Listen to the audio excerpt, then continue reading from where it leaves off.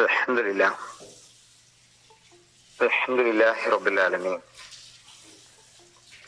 വസ്സലാത്തു വസ്സലാമു അലാ റസൂലിൽ അമീൻ വഅലാ ആലിഹി വസഹ്ബിഹി അജ്മഈൻ അമ്മാ ബഅദ്. അല്ലാഹുമ്മ സ്വല്ലി അലാ മുഹമ്മദിൻ വഅലാ ആലി മുഹമ്മദ് കമാ സ്വല്ലൈത അലാ ഇബ്രാഹിം വഅലാ ആലി ഇബ്രാഹിം.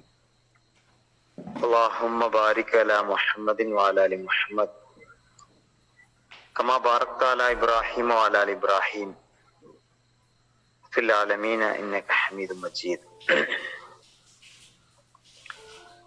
ഖാല റസൂലുള്ളാഹി സ്വല്ലല്ലാഹു അലൈഹി വസല്ലം ലൈസ അദുവക അല്ലദീ ഇൻ ഖതൽതഹു കാന ലക നൂറൻ വഇൻ ഖതലക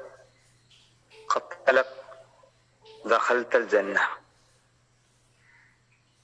വലാകിൻ അഅദാ അദുവക അദുവൻ ലക അല്ലദീ ഖറജ മിൻ സുൽബിക സുമ്മ അഅദാ അദുവക മാലുക അല്ലദീ മലകത് യമീനുക. ഇബ്നു അബ്ബാസ് ഇബ്നു മാലിക് അൽ-അശ്ശരി റളിയല്ലാഹു അൻഹു അദ്ദേഹം പറയുന്നു, നബി തിരുമേനി സല്ലല്ലാഹു അലൈഹി വസല്ലം പറഞ്ഞതായി, നീ കൊന്നുകളഞ്ഞാൽ നിനക്ക് പ്രകാശമായി തീരുകയും നിന്നെ കൊന്നുകളഞ്ഞാൽ നിനക്ക് സ്വർഗം ലഭിക്കാൻ കാരണമാവുകയും ചെയ്യുന്നവനല്ല യഥാർത്ഥത്തിൽ നിന്റെ ശത്രു. ലൈസ അദുവുക അല്ലദീ ഇൻ ഖതൽതഹു കാന ലക നൂറൻ വഇൻ ഖതലക ദഖൽതൽ ജന്ന. മറിച്ച് നിന്റെ മുതുകിൽ നിന്ന് നിനക്ക് പിറന്ന സന്തതി തന്നെയാവാം നിന്റെ ഏറ്റവും വലിയ ശത്രു. വലാകിൻ അഅദാ അദുവു ലക അല്ലദീ ഖറജ മിൻ സുൽബിക സുമ്മ അഅദാ അദുവ ലക മാലുക അല്ലദീ മലകത് യമീനുക. പിന്നെ ഏറ്റവും വലിയ ശത്രു നീ കൈയടക്കി വെച്ചിട്ടുള്ള നിന്റെ ധനവുമാണ്. പ്രിയമുള്ള ഉമ്മമാരെ, ഉപ്പമാരെ, സഹോദരി സഹോദരങ്ങളെ, അല്ലാഹു സുബ്ഹാനഹു വ തആല നമ്മെ എല്ലാം അനുഗ്രഹിക്കുമാറാവട്ടെ. ജീവിതത്തിൽ സംഭവിച്ചു പോയ എല്ലാ അരുതായ്മകളും തെറ്റുകുറ്റങ്ങളും അള്ളാഹു നമുക്കെല്ലാം പുറത്തു തരുമാറാവട്ടെ. ആമീൻ. കുടുംബം എന്ന വിഷയത്തിലൂന്നി കുറേയേറെ കാര്യങ്ങൾ പറയുകയും കേൾക്കുകയും ചെയ്യുന്ന ഒരു സന്ദർഭത്തിലാണ് തണലാണ് കുടുംബം എന്നത് കേരളത്തിൽ വീടകങ്ങളിൽ, വ്യക്തികളിൽ സജീവ ചർച്ചയാകുന്ന ഒരു ക്യാമ്പയിൻ കാലത്താണ് നമ്മളുള്ളത്. വിശുദ്ധ ഖുർആൻ അധ്യാപനങ്ങളും പ്രവാചകന്റെ നിർദ്ദേശങ്ങളും പരസ്പരം പങ്കുവെക്കുകയും സാധ്യമാകുന്നിടത്തോളം അത് ജീവിതത്തിൽ പകർത്താൻ ഉപദേശിക്കുകയും ചെയ്യുന്ന സന്ദർഭമാണ്. ഇവിടെ വളരെ പ്രസക്തമായ ഒരു ഹദീസ്, അള്ളാഹുവിന്റെ പ്രവാചകൻ പറയുന്നത്, നീ കൊന്നുകളഞ്ഞാൽ നിനക്ക് പ്രകാശമായി തീരുകയും നിന്നെ കൊന്നുകളഞ്ഞാൽ നിനക്ക് സ്വർഗം ലഭിക്കാൻ കാരണമാവുകയും ചെയ്യുന്നവനല്ല യഥാർത്ഥത്തിൽ നിന്റെ ശത്രു. നമ്മൾ ശത്രുവിനോടാണല്ലോ യുദ്ധം ചെയ്യാറുള്ളത്. ഇസ്ലാമിക മാർഗത്തിൽ പോരാട്ടം നടത്തുമ്പോ നമ്മൾ കഠിന ശത്രുവായ ഒരാളെ കൊന്നാൽ അത് അള്ളാഹുവിന്റെ മാർഗത്തിലുള്ള ഒരു പ്രകാശമായി മാറും. ഇനി ശക്തമായ പോരാട്ടത്തിൽ ശത്രു നമ്മളെ കൊന്നുകളഞ്ഞാലോ ആ രക്തസാക്ഷിത്വം കൊണ്ട് നമുക്ക് സ്വർഗവും ലഭിക്കും. പാർത്ഥത്തിൽ നീ പോരാടുന്ന ഒരുവൻ ആരാണോ അവനല്ലേ ശരിക്കും നിന്റെ ശത്രു. മറിച്ച് നിന്റെ മുതുകിൽ നിന്ന് നിനക്ക് പിറന്ന സന്തതി തന്നെ ഒരുപക്ഷെ നിന്റെ ഏറ്റവും വലിയ ശത്രുവാവാം. പിന്നെ നിന്റെ ഏറ്റവും വലിയ ശത്രു നീ കൈയടക്കി വെച്ചിട്ടുള്ള നിന്റെ ധനവുമാണ് എന്നാണ് പ്രവാചകൻ സല്ലല്ലാഹു അലൈഹി വസല്ലം നമ്മെ പഠിപ്പിക്കുന്നത്. സമ്പത്തും സന്താനങ്ങളും അള്ളാഹു നൽകിയ മഹത്തായ അനുഗ്രഹങ്ങളാണ്. അതിനോടുള്ള പൂതി എല്ലാ മനുഷ്യരിലുമുണ്ട്. ഇത് ഏറ്റക്കുറച്ചിലുകൾ ഉണ്ടാവാം. വിശുദ്ധ ഖുർആൻ തന്നെ ഓർമ്മപ്പെടുത്തുന്നുണ്ട്, സമ്പത്തും സന്താനങ്ങളും ഈ ദുനിയാവിന്റെ അലങ്കാരങ്ങളാണ്. സൂറത്തുൽ കഹ്ഫിൽ, സൂറത്തുൽ ആൽ ഇംറാനിൽ അല്ലാഹ് പറയുന്നത്, ഭാര്യമാർ അഥവാ സ്ത്രീകൾ, സന്താനങ്ങൾ സ്വർണത്തിന്റെയും വെള്ളിയുടെയും കുന്നുകൂടിയ കൂമ്പാരങ്ങൾ, മേത്തരം കുതിരകൾ, കന്നുകാലികൾ, കൃഷിയിടങ്ങൾ തുടങ്ങി മോഹന വിഭവങ്ങളോടുള്ള ഇഷ്ടം മനുഷ്യർക്ക് ഒരു അലങ്കാരമായിരിക്കുന്നു.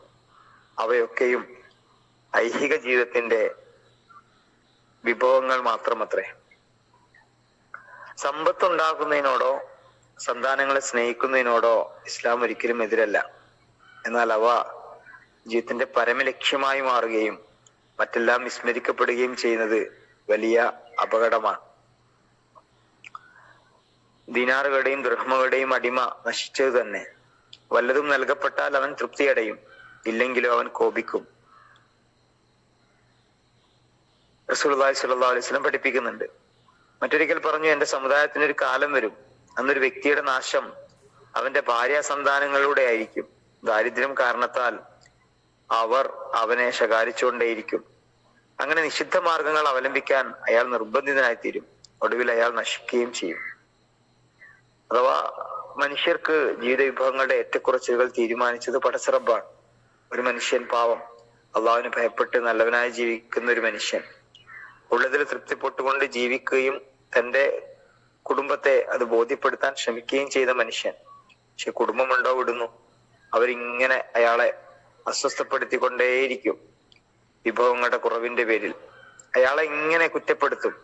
അവസാനം അയാൾ ഹലാലല്ലാത്ത മാർഗങ്ങൾ അവലംബിക്കാൻ തുടങ്ങും. അതോടുകൂടി അയാളുടെ നാശം തുടങ്ങി എന്ന് റസൂലുള്ളാഹി സ്വല്ലല്ലാഹു അലൈഹി വസല്ലം പഠിപ്പിക്കുന്നുണ്ട്.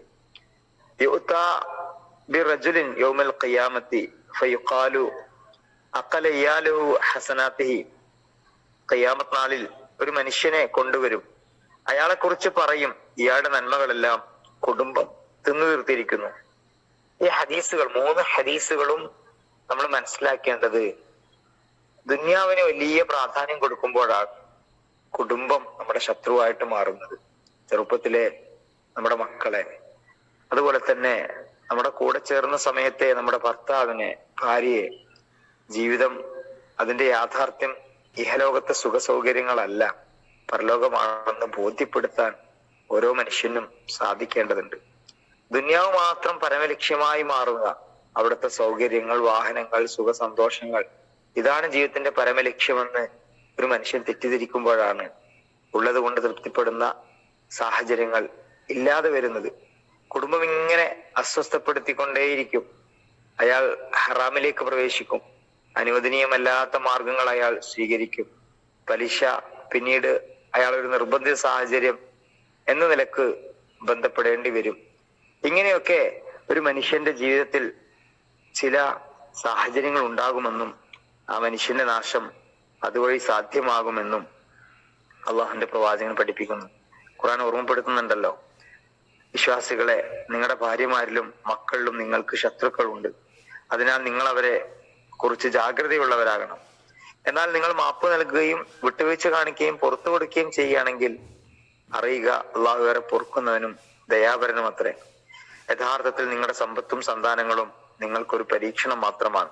അള്ളാഹുവിന്റെ പക്കലുള്ളതത്രേ ഏറ്റവും മഹത്തായ പ്രതിഫലം. സൂറത്ത് തഗാബുൻ 14-15 സൂക്തങ്ങളിൽ അള്ളാഹു നമ്മെ ഓർമ്മപ്പെടുത്തുന്നുണ്ട്. മനുഷ്യന്റെ വ്യക്തി ജീവിതത്തിൽ സമ്പത്തും സന്താനങ്ങളും ചേർന്ന് നടത്തുന്ന അപകടകരമായ ഈ കെണി തിരിച്ചറിയണമെന്നാണ് ഹദീസ് നമ്മെ ബോധ്യപ്പെടുന്നത്. സമ്പത്തും സന്താനങ്ങളും പ്രത്യക്ഷത്തിൽ നമ്മുടെ ആരുടെയും ശത്രുക്കളല്ല. എന്നല്ല, ഇഹലോകത്ത് മനുഷ്യന്റെ ഉറ്റമിത്രങ്ങളും ആത്മസഹകാരികളുമാണ്. ജീവിതത്തിന്റെ നട്ടെല്ലാണ് സമ്പത്ത്. എന്നാൽ അവയോടുള്ള താല്പര്യവും അഭിനിവേശവും ഒരാളുടെ മതബോധത്തെയും ധാർമ്മിക ഗുണങ്ങളെയും അപ്പാട് നശിപ്പിച്ചു കളയാൻ ചില സന്ദർഭങ്ങളിൽ കാരണമാകും. അത്തരം അപകടത്തെ കരുതിയിരിക്കണം എന്നാണ് റസൂലുള്ളാഹി സ്വല്ലല്ലാഹു അലൈഹി വസല്ലം ഈ ഹദീസുകളിലൂടെ നമ്മെ ഓർമ്മപ്പെടുത്തിയത്. മറ്റുള്ളവരെ കാണിക്കാൻ, ബോധ്യപ്പെടുത്താൻ അള്ളാഹിനെ റസൂലിനെ മറന്നു പോകുന്ന സന്ദർഭങ്ങൾ നമുക്കുണ്ടാവരുത്. കഷ്ടപ്പാടുകൾക്കിടയിലും ഉള്ളതിൽ തൃപ്തി പൂണ്ടുകൊണ്ട് ജീവിക്കുക, ഇതിനപ്പുറം ചിന്തിക്കുന്ന മാനസികാവസ്ഥ വന്നു പോകരുത്. ധാരാളം സമ്പത്തുണ്ടാവുകയും അവിടെ ധൂർത്തിന്റെയും ദുർവ്യയത്വത്തിന്റെയും ഉടമകളായി മാറാൻ നമ്മൾ പരിശ്രമിക്കരുത്. ഏത് സന്ദർഭത്തിലും പ്രവാചകന്റെ നിർദ്ദേശങ്ങൾ മുറുകെ പിടിക്കാൻ, ഖുർആന്റെ അധ്യാപനങ്ങളെ ശ്രദ്ധിക്കാൻ നമുക്ക് കഴിയണം. അള്ളാഹിന്റെയും റസൂലിന്റെയും കൽപ്പനകൾ പാലിക്കുമ്പോഴാണ് യഥാർത്ഥത്തിൽ ജീവിതത്തിൽ ഫളലൻ മിനല്ലാഹി വറഹ്മ, ഫളലൻ മിനല്ലാഹി വനിഅമ, അള്ളാഹുവിന്റെ ഔദാര്യവും ബർക്കത്തും നിഅമത്തും ഒക്കെ നമുക്ക് ലഭിക്കൂ. അപ്പോഴേ ജീവിതത്തിൽ തണലും സന്തോഷവും ഉണ്ടാകൂ. അള്ളാഹു നമ്മെ എല്ലാം കാത്തുരക്ഷിക്കുമാറാവട്ടെ, അനുഗ്രഹിക്കുമാറാവട്ടെ. നമ്മുടെ വീഴ്ചകളും പാപങ്ങളും അള്ളാഹു സുബ്ഹാനഹു വ തആല പുറത്തു തരുമാറാവട്ടെ. നമ്മുടെ ഇണകളിൽ അള്ളാഹു നമുക്ക് കൺകുളിർമ പ്രദാനം ചെയ്യുമാറാവട്ടെ. കുടുംബത്തിൽ സന്തോഷവും സമാധാനവും നൽകി നമ്മെ എല്ലാം അനുഗ്രഹിക്കുമാറാവട്ടെ. ആമീൻ. വാഖിറു ദഅവാന അൽഹംദുലില്ലാഹി റബ്ബിൽ ആലമീൻ. അസ്സലാമു അലൈക്കും വറഹ്മത്തുള്ളാഹി വബറകാതുഹു.